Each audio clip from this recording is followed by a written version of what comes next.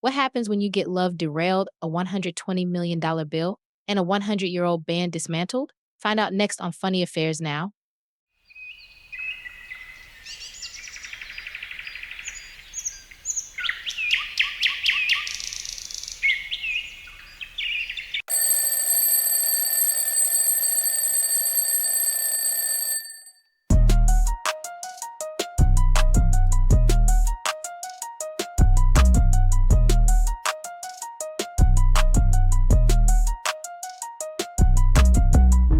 Hey there, welcome to Funny Affairs Now, where we take the world's most jaw-dropping headlines and flip them into laugh-out-loud stories. I'm your host, Aaliyah, your guide through the latest news chaos with a twist of comedy.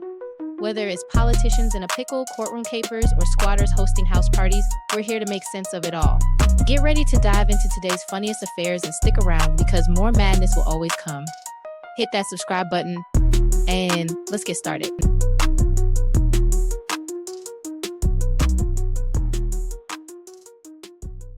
Norfolk Southern CEO Alan Shaw and the company's top lawyer Nabanita Nag were fired this week after their secret romantic relationship was exposed. Employees had noticed something was up. Shaw and Nag always travel separately from other staffers, choosing private cars and luxury hotels while everyone else squeezed into shared vans and budget motels. Nothing says romance like making sure the rest of the team is 20 miles away, joked one employee. After last year's train derailment in East Palestine, Ohio, which resulted in a $600 million settlement, Shaw and Nag seemed inseparable. They were jet-setting together to meet shareholders, discuss legal strategies, and apparently take a few romantic detours. Employees whispered they were doing more than just managing corporate crises. The board of directors had been investigating the relationship for months, but when activist investors at Ancora Holdings got wind of it, they finally had the leverage they needed. Ancora, which had previously tried and failed to oust Shaw, now had the perfect ammunition, a corporate love affair. Looks like it took a workplace romance to derail the CEO, a board member quipped. As it turns out, Shaw's personal life was more complicated than his corporate dealings. Married for over 2 decades with 4 children at home, Shaw found himself at the center of not just a professional scandal but a personal one. They say love is a battlefield, but for Shaw, it was more like a multi-car corporate train wreck, joked a colleague. As Shaw and Nag make their exits, Norfolk Southern grapples with the fallout of both a leadership shakeup and a PR nightmare.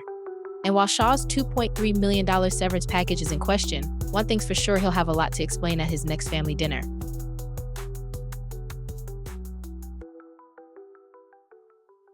Our story begins with Navient, the student loan giant with more drama than a reality show. Imagine if your loan servicer was a magician. Poof! Payments disappear, credit scores vanish, and suddenly you're paying more in interest than you paid for your car. The CFPB, our hero, swoops in to say, hey, that's illegal, and thus begins the great legal smackdown of 2024. Navient thought they could keep the magic show going forever. Spoiler, they couldn't. Navient's oops moment came with a $120 million price tag. That's a lot of avocado toast. Of course, they're now paying $20 million in penalties and offering $100 million in borrow relief because, that's cheaper than actually doing their job correctly for the past decade. The real kicker? No one even needs to fill out paperwork to get paid. It's like getting a surprise check in the mail, except it's for all those years they messed up your life. Before Navient was Navient, it was part of Sallie Mae, the student loan industry's evil queen. When they split up, Navient got custody of 12 million borrowers and brought Sallie Mae's questionable habits along for the ride. I think of it like a bad sequel, Sallie Mae 2. The botched payment strikes back. Navient told students, sure, we'll help you with an income-driven repayment plan, and then accidentally on purpose pushed them into expensive forbearance plans. Yikes.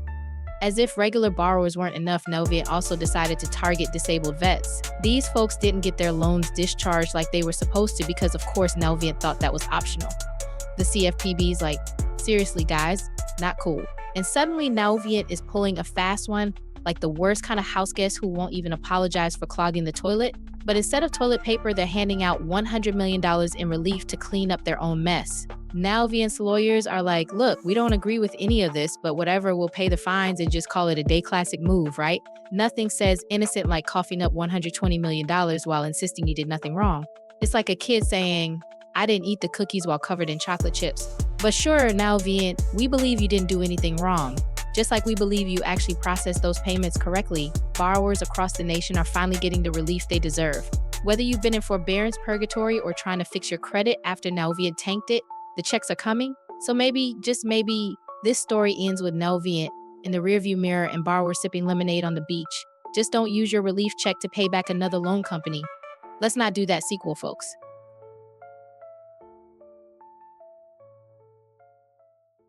Arizona has finally decided to kick its Civil War-era abortion ban to the curb. Yes, you heard right, minus 1,864. A time when Arizona wasn't even a state yet, but apparently still felt the need to regulate a woman's body. Fast forward to 2024, and after months of political drama, Arizona officially repealed the ancient law.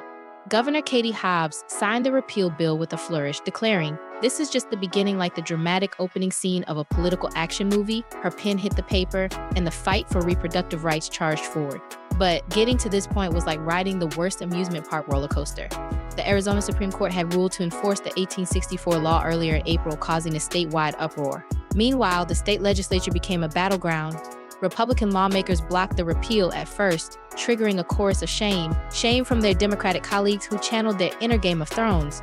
After some intense backroom negotiations and a lot of loud chanting, 3 Republican lawmakers finally jumped on the repeal bandwagon in the House, followed by 2 more in the Senate. The bill passed, and the ancient ban was officially sent packing. The weeks between the court decision and the signing of the repeal were filled with confusion. Arizonans were scratching their heads, wondering if doctors could perform abortions or if they need a time machine to comply with 1864 laws. Even California Governor Gavin Newsom got involved, offering emergency licenses to Arizona doctors to perform abortions in California, just in case things got too medieval. With the repeal in place, Arizona law now allows abortions up to 15 weeks, with limited exceptions after that. But the battle isn't over. Voters will decide in the upcoming general election whether to add abortion rights to the state constitution. Campaigns are heating up, and Arizona for abortion access is already celebrating a win by getting the measure on the ballot, securing over 577,000 signatures, well above the required number. As the fight continues, Governor Hobbs promised, "I will continue doing everything in my power to protect reproductive freedoms," as Arizona waits for voters to decide if they'll cement these rights into the state constitution. As November approaches, one thing is clear: Arizona's political landscape is heating up, and this fight is far from over.